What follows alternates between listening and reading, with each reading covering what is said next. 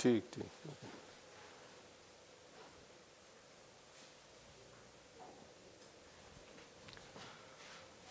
ठीक। तो ये आपके 3 टाइप्स के कोलिजन हो गए।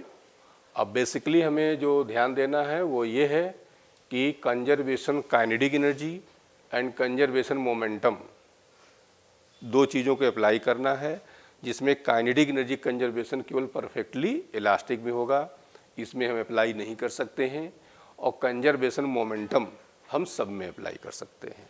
क्लियर हो गया? एग्जाम्पल्स हमने बता दिए और चीज़ें बता दी इसमें। अब आते हैं अगले टॉपिक पर।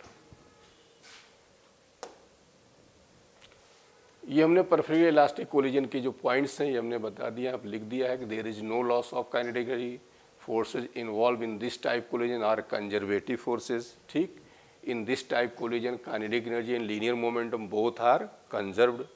Collision between atomic particles, scattering of the alpha particle, यहाँ पर अल्फा है पार्टिकल, इन रदरफोर्ड, ये सारे इसके एग्जाम्पल्स हैं। ठीक, परफेक्टली इन इलास्टिक में there is a loss of kinetic energy, forces involve are non conservative, there is no change in potential energy, उसमें कोई चेंज नहीं होता, केवल काइनेटिक एनर्जी का लॉस होता है।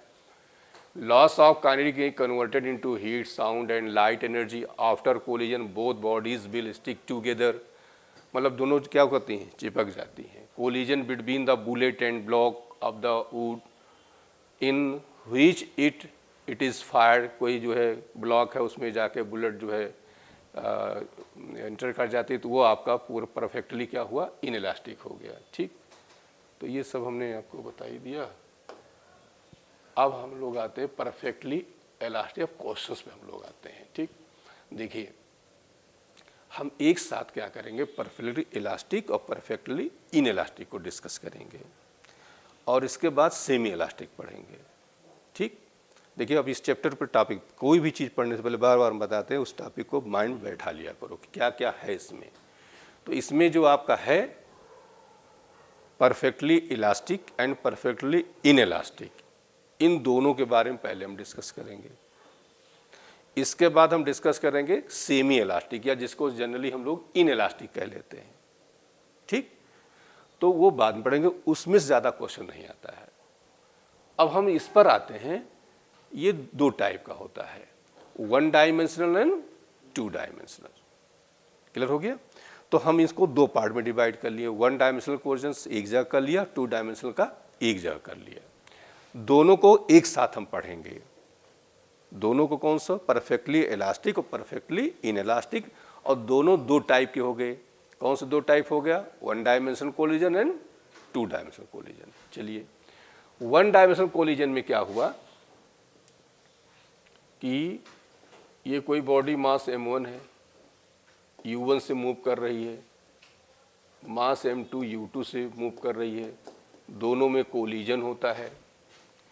कोलिजन के बाद m1 ये b1, m2 b2, conservation momentum apply करेंगे, m1 u1, m2 u2, m1 b1, m2, collision means momentum before collision and momentum after collision। ठीक, इलास्टिक कोलिजन है तो हम काइनेटिक एनर्जी भी अप्लाई कर सकते हैं, half m1 u1 square, half m2 u2 square, half m1 b1 square, half m2। Point clear हो गया? ये conservation energy, kinetic energy and conservation momentum दोनों अप्लाई कर सकते हो। परफेक्टली इलास्टिक कोलिजन में कर सकते हैं, लेकिन परफेक्टली जब इन इलास्टिक होगा तो ये हम नहीं अप्लाई कर सकते हैं, केवल मोमेंटम अप्लाई करेंगे। क्लियर हो गया? तो ये हो गया आपका 1 डायमेंशनल कोलिजन का, बहुत सिंपल सा, कोई कैलकुलेशन नहीं होता है, आप सीधे अप्लाई कर सकते हो।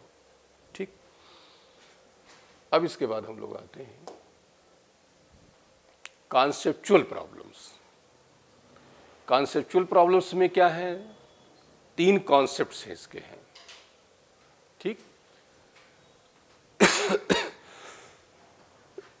देखिए ध्यान से, पहले तो ये कोई पार्टिकल दो हमने ले लिया कि u1 velocity and u2 velocity से मूव कर रहे हैं, after collision velocities are v1 and v2। Conservation momentum apply कर दिया, कंजर्वेशन हमने एनर्जी। ये जो कॉन्सेप्ट हैं ये केवल अप्लाई होंगे for only perfectly elastic collision के लिए, इन इलास्टिक के लिए नहीं होंगे। किसके लिए? परफेक्टली इलास्टिक के लिए। जो हम तीन कॉन्सेप्ट आपको बताने जा रहे हैं, इन दोनों इक्वेशंस को जब हम सॉल्व करते हैं तो हमारे पास ये फॉर्मूला आता है। इस फॉर्मूले को आप रट डालिएगा कि b1 is equal to m1 minus m2 upon m1 plus m2 into u1 plus 2m2 upon m1 plus m2 into u2 and b2 is equal to 2m1 upon m1 plus m2 plus into u1 plus m2 minus, अच्छा books में क्या होगा, यहाँ minus किए होंगे तो यहाँ लिखेंगे m1 माइनस m2, तो हमने यहाँ पर प्लस करके यहाँ क्या कर दिया है m2 माइनस m1। तो देखिए ध्यान से, b1 इज इक्वल टू बताओ क्या हो गया, m1 minus m2 upon m1 plus m2 into u1 plus 2m2 upon m1 plus m2 into u2। अब b2 बता दो कि b2 is equal to 2m1 upon m1 plus m2 into u1 plus m2 minus m1 upon m1 plus m2 into u2। इसको रटे रहिएगा। देखिए हर जगह m1 plus m2, हर जगह m1 प्लस m2, यहाँ u1, यहाँ u1, यहाँ u2, यहाँ u2।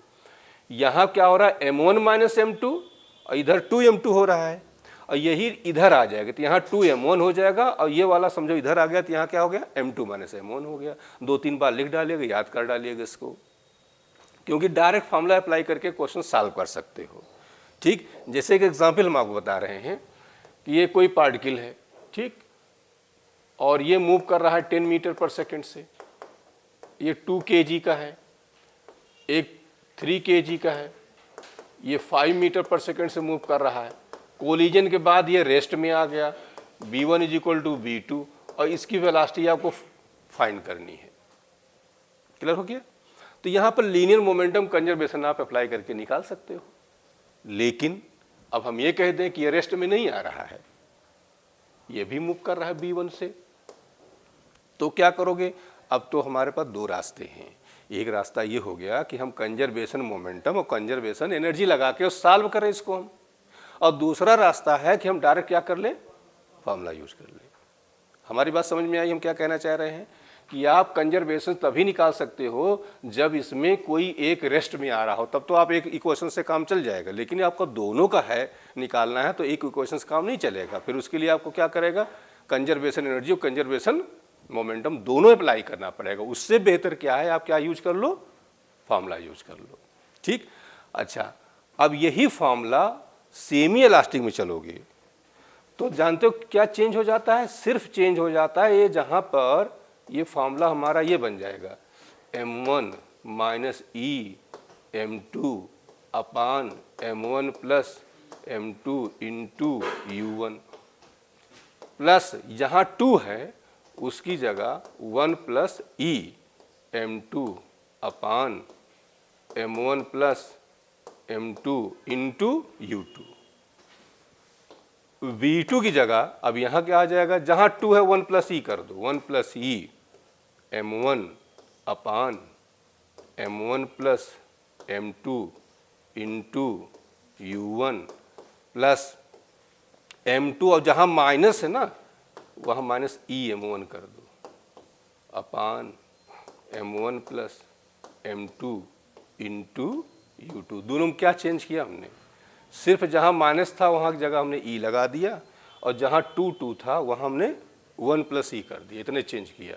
ये आपका सेमी इलास्टिक के लिए अप्लाई हो जाएगा, परफेक्टली इन इलास्टिक के लिए फॉर्मूला काम नहीं करेगा। क्लियर हो गया? कोई डाउट इसमें? बोलो। तो ये जो है फॉर्मूला आपका एक बार ये पूछा भी गया था इसे ही कि कौन सा करेक्ट है, और दूसरा चीज़ हम डायरेक्ट इनको अप्लाई कर सकते हैं। ठीक, अब आते हैं हम इनमें जो कॉन्सेप्ट्स हैं उनके बारे में आ जाते हैं।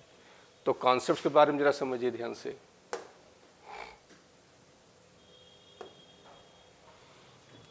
कॉन्सेप्ट फर्स्ट है कि ये दो बॉडी, अब यहाँ पर हम सॉल्व करके नहीं बता रहे हैं, डायरेक्ट हम निकाल दे रहे हैं कि ये दो आइडेंटिकल पार्टिकल्स हैं और ये u1 से और ये आपका m है u2 से मूव कर रहे हैं। कोलिजन के बाद इनकी वेलोसिटी मान लो v1 है और ये वेलोसिटी मान लो v2 है। तो यहाँ क्या हो जाता है कि after collision velocities are interchange. ठीक, मतलब क्या हुआ, हम ऐसे यहाँ समझा रहे हैं आपको ये मान लीजिए आपका चल रहा है 5 मीटर पर सेकेंड से, ये आपका चल रहा है इधर को 2 मीटर पर सेकेंड से। इसको हमने A कहा, इसको हमने B कहा।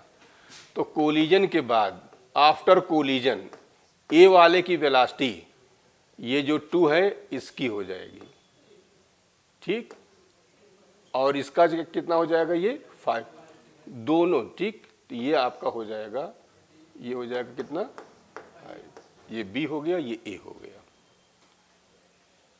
क्लियर हो गया, बोल दो। और एक देख लो, ये है आपका, ये पार्टिकल A है, 10 मीटर पर सेकंड से मूव कर रहा है। ये पार्टिकल आपका B है, 5 से मूव कर रहा है अपोजिट डायरेक्शन में। कोलिजन के आफ्टर कोलिजन जो A वाला है,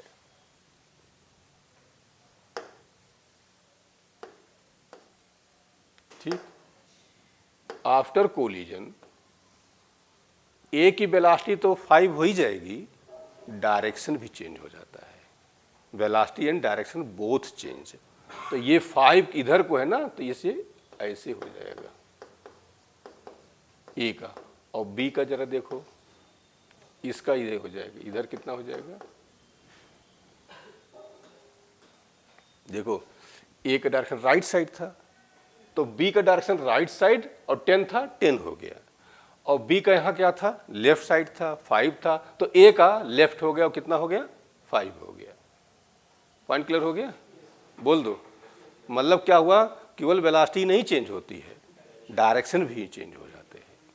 velocity and direction both are interchange. Clear हो गया, पहला कॉन्सेप्ट क्लियर हुआ सबको। कॉन्सेप्ट नंबर सेकेंड हम आ जाते हैं, ज़्यादा लेकिन यही आता है, ठीक। सेकेंड है, कोई बहुत हैवियर बॉडी है और एक बहुत लाइटर बॉडी से जाके कोलिजन करती है।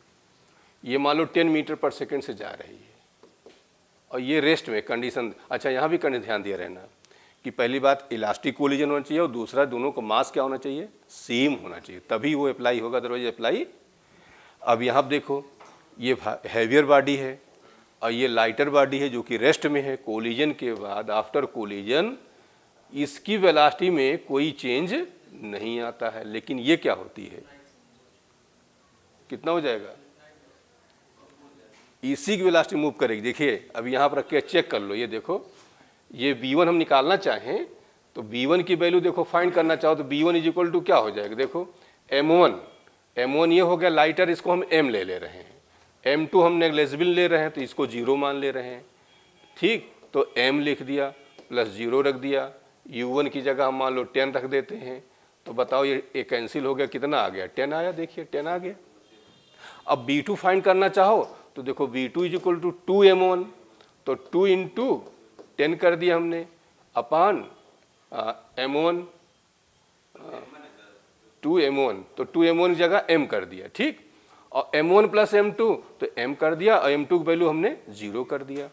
U1 की जगह हमने 10 रख दिया और ये रेस्ट में तो 0 हो ही गया। तो बताओ कितना आंसर आएगा, 2 इंटू,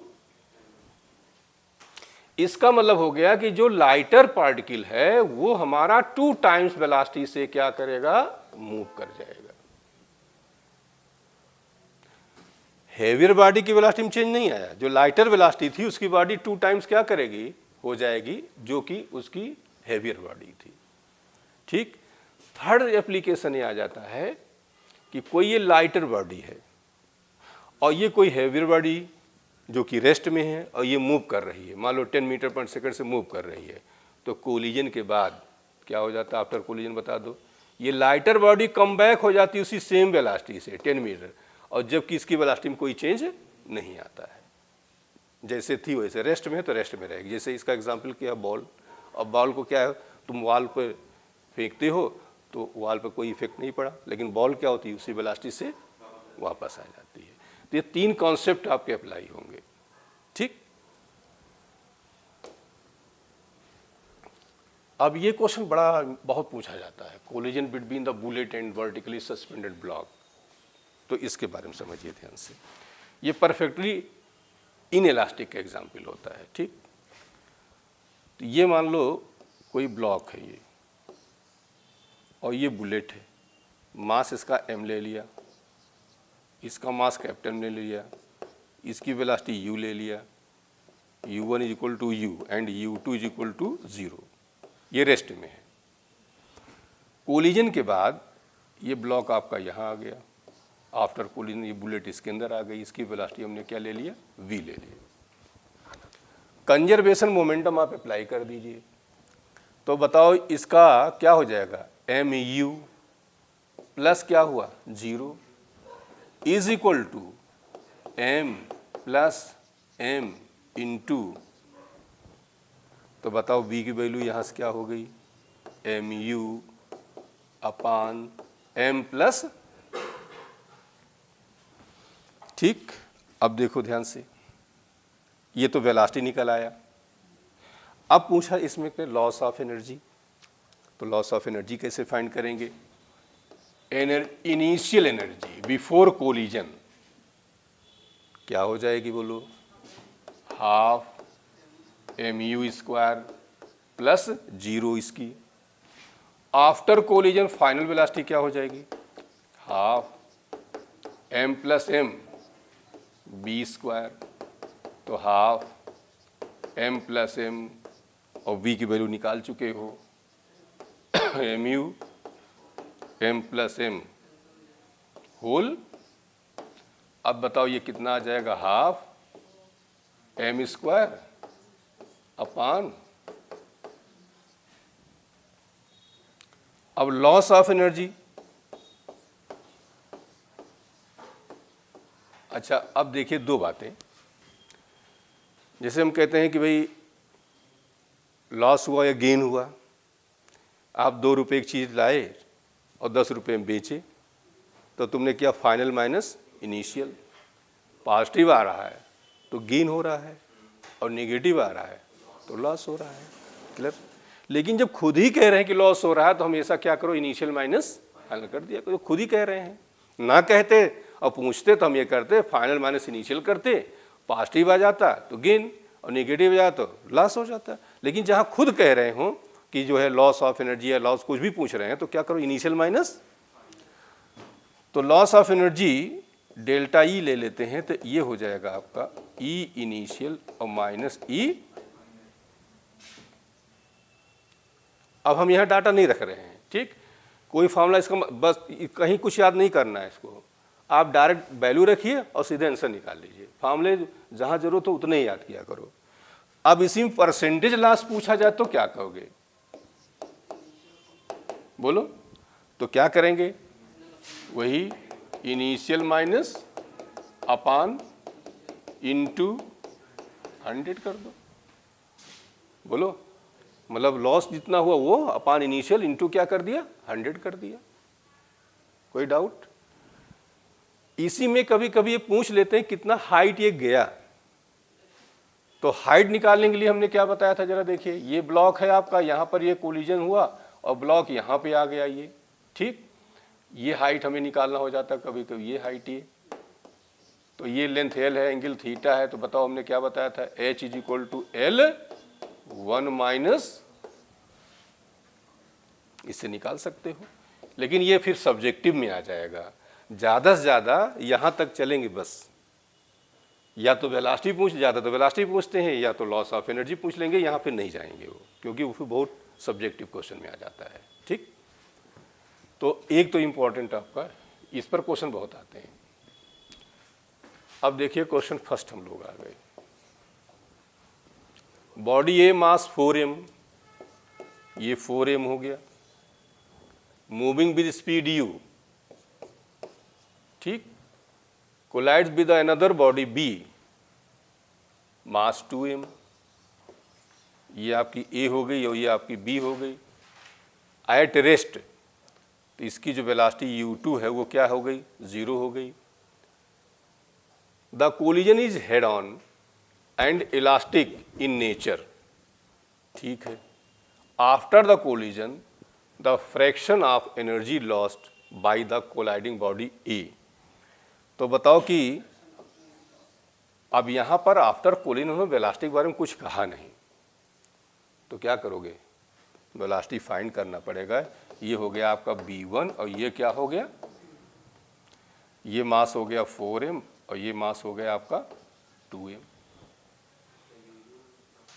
ठीक, यहाँ पे इसका u दिया गया, इसका u2 0 दिया गया है। अब यहाँ पर चाहे, अब दो तरीके आपके पास हैं, देखिए B1 B2 दोनों फाइंड करना है। तो या तो आप कंजर्वेशन मोमेंटम और कंजर्वेशन एनर्जी लगा दो, और या तो फार्मूला दोनों यूज कर लो। बोलो, तो हम फार्मूला यूज कर लेते हैं। चलो बताओ, B1 की वैल्यू हमने क्या बताया था, m1 माइनस, तो m1 minus m2 upon m1 plus m2 into u। ठीक, अब देखो u2 0 है तो ये वैल्यू फिर हमारी क्या आ जाएगी, 0 हम नहीं लिख रहे हैं। तो ये कितना आंसर आ गया बता दो, ये आएगा 2m अपान 6m सीधे सीधे u बाई 3, 2 3 जा 6। अब निकालो तुम V2,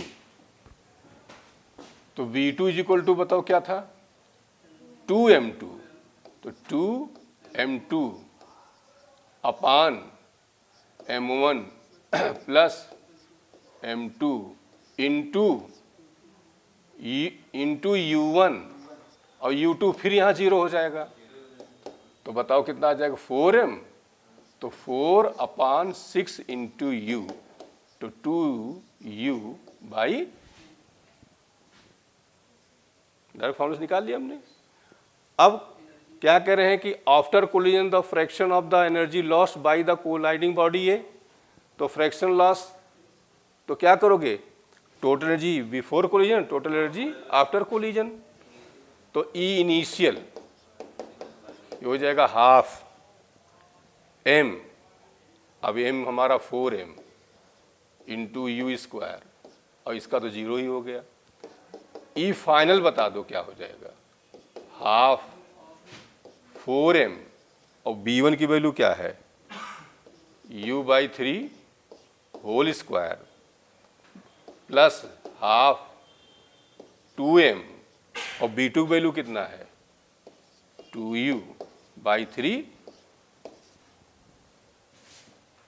ठीक, ये फाइनल हो गया, इनिशियल हो गया। आप समझ गए, परसेंट लॉस हम आगे नहीं करेंगे।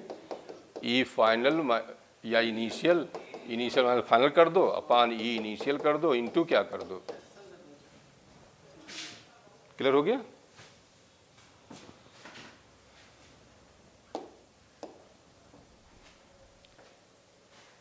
सेकेंड क्वेश्चन है, a bullet mass m 10 gram moving horizontally with velocity of, ये है,